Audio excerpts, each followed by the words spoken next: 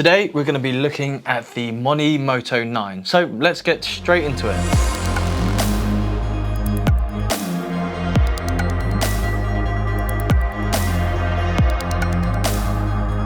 Pause a second before we get into the rest of the video. I think you guys might want to hear this. We're actually going to give away one of these Monimoto 9s. Full details on the giveaway some point in this video, so I'll be back.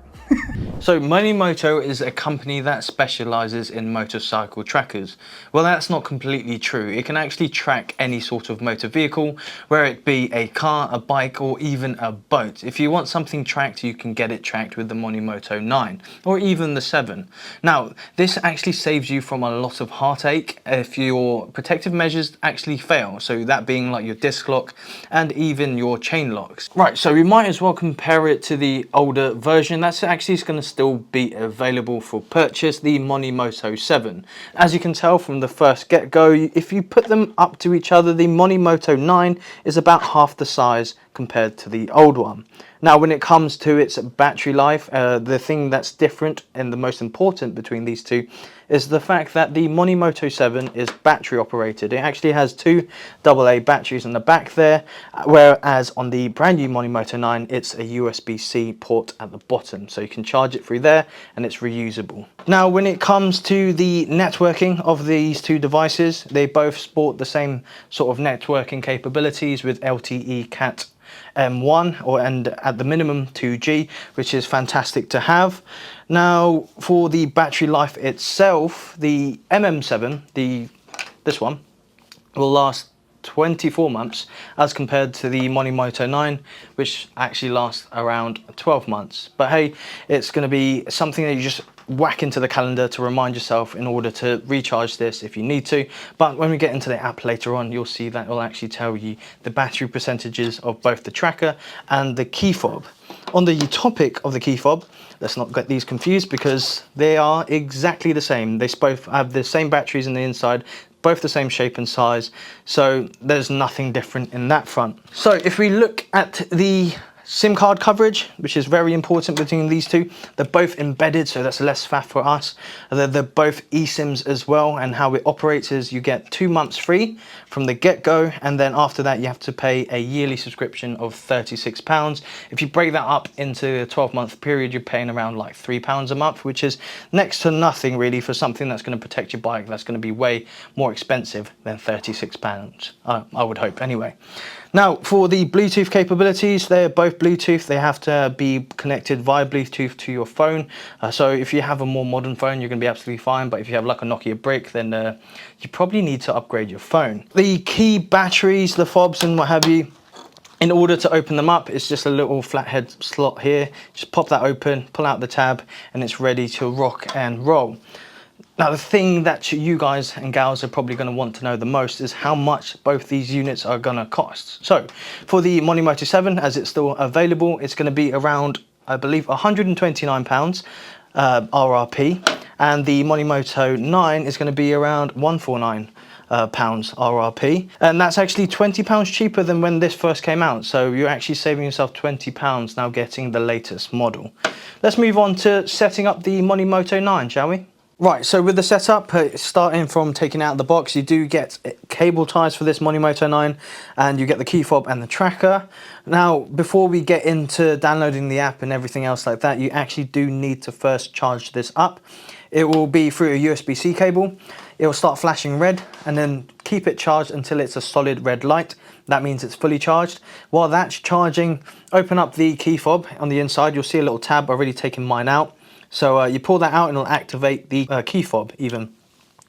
Now, that is already open. I'm going to keep it open because I've encountered issues before because I am in Infinity's little studio, and inside the warehouse per se, it'll pick up every key. So I need to make sure that the serial number is the exact same one that I need to pair this Monimoto to. So anyway, download the Monimoto app, quick and easy. Press next. Choose your device. You'll see there's a range there from the Monimoto 9, which is the newest one, to the oldest one, which is the MM5, the Monimoto 5. Now today we're obviously doing the MM9, so we click onto that. It'll tell us to charge it, like I said just a second ago. Next we have to choose our key fob. Now the MM5 had a round key fob, the 7 and the 9 now have this rectangular key fob, so we'll be choosing that one. Click that. tell you to pull that tab out again by opening it up. Now this is key, you have to keep the key fob and the tracker right next to each other and let it scan. Right, now that it's scanned it, you've also got this serial number that pops up, and in that you just see that on the back of this Monimoto 9. So here it will start with like MM something something something, and that's the one you need to match up with what's on the screen. So for me that is looking good. Press next. Name your Monimoto. So I'm going to name it after my bike, which is Poppy, because she's black and red, and I got the on the November the 11th. Oversharing. Now choose your profile. You can either have a motorcycle, car, or bicycle. Obviously we're going to do a bike, so we click that one, press next.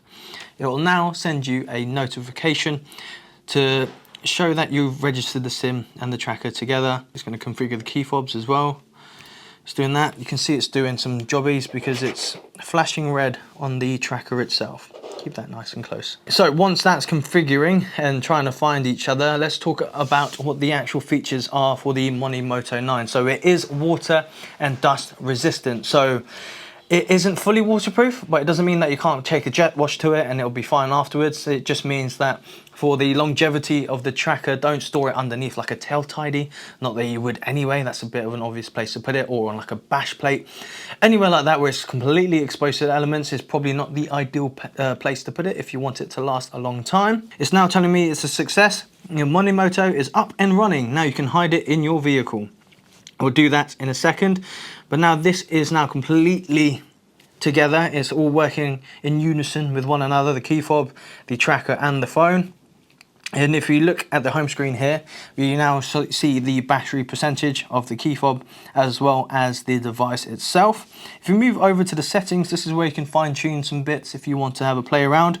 First and foremost is the start of active tracking. Now with this, it's not going to be tracking it 24/7. You can change how often you get updates on your phone as well, but the reason why it's not constantly actively tracking is because it drains the battery at a really fast rate. But let's say someone's already taken your bike and they've gone away with it, you can start active tracking. Maybe you even have the key fob with them. You can also disconnect the key fob and then it will start active tracking. It's just all in order to make it a little bit less painful for you to get your bike back. So if we look down here, we've got the SIM card in, it's already in there, and like I said before, if you do have the SIM card in there already, which it already is, you get 2 months free, and then after that you have to pay a year subscription, which is £36. Let's press connect and see what happens. So in here we have the settings. So in here you can change the profile of the vehicle. At the moment it's a motorcycle, and underneath that you have device regular status update interval. You can have once a day up to like, what's that, every 40 days. So I'm going to keep it to once a day because it's just a bit more convenient. I'm on it pretty much all the time, that bike I mean. And it can also show you location on a regular status update like that.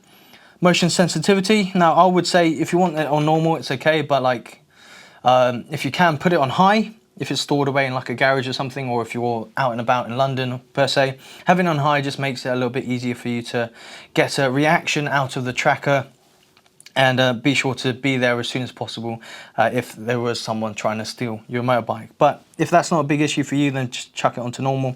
It'll be absolutely fine. Go and save that like so. We'll go onto the key fobs. So the key fobs, you don't have to just have one. You can actually have up to 3, I believe. So this one could be one for you, one for your partner, and then one spare at home if you lose one already. Now for the signal range, you can change that. So if you want it on the very minimum, which means that as soon as you basically leave your bike, it will start detecting that the key fob is nowhere near it, then you can do that. So it's super sensitive. You can play around with this depending on how much you want it to be sensitive in that way. I'm going to keep it in the middle, which I think is going to be okay. Right, so that's all that done. Anything else that is on there? Probably not for you to see. The next thing I want to touch on is actually where you're going to put it on your bike. So there's a few things that Monimoto suggests for you to do in order for it to be working at its peak performance, let's say.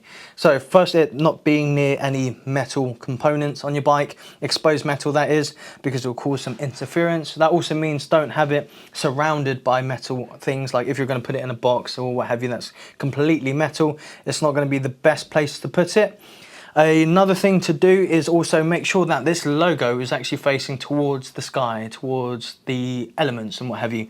So this can either be placed upwards like that, so it's facing the sky, sideways like that. Don't have it face down like it's crying into a pillow. Have it faced up so it's like enjoying life and having a live-free kind of existence on your bike. They have that on there. You also have cable ties in the back. Another suggestion could be is by actually getting some 3M tape on the back on here, so you can actually stick it in more places, which is going to be a much safer, a much more discreet area. So even when it comes to recharging, you don't have to worry about getting some pliers or side cutters even close to your frame of your motorcycle.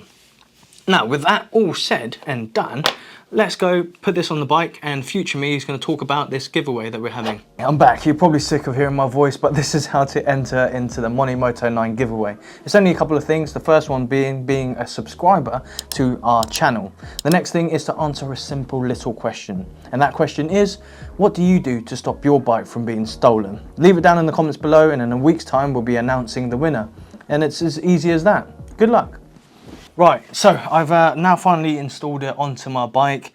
We're going to go test it out. We've got Gerald, who's going to actually be behind the camera to go and test it out.